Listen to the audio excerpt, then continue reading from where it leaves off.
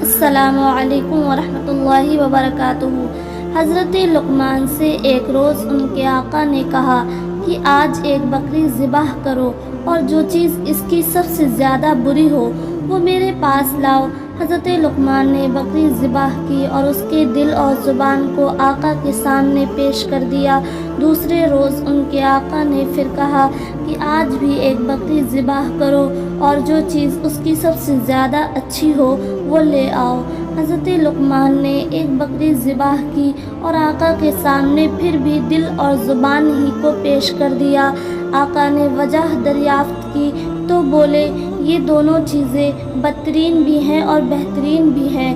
اگر یہ بگڑ جائیں تو ان سے زیادہ بری چیز اور کوئی نہیں، اور اگر یہ سنور جائیں تو ان سے زیادہ اچھی چیز اور کوئی نہیں۔ دل اور زبان ان دونوں کو اپنے قابو میں رکھنا چاہیے، کیونکہ برائی کے منبع یہی ہیں۔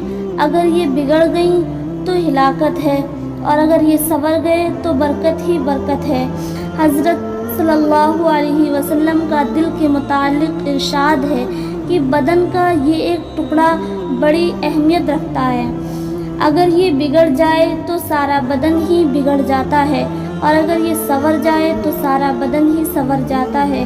اور زبان کے متعلق ارشاد فرمایا کہ جو اس کی مجھے ضمانت دے، یعنی اسے قابو میں رکھنے کی اور غیر شرعی گفتگو سے اسے باز رکھنے کی مجھے ضمانت دے تو میں اسے جنت کی ضمانت دیتا ہوں۔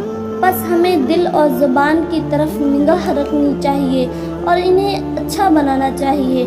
میرے پیارے ویورز، اگر میری ویڈیو پسند آئی ہو تو میری ویڈیو کو لائک اینڈ شیئر کریں، میرے چینل کو سبسکرائب کریں۔ السلام علیکم ورحمۃ اللہ وبرکاتہ۔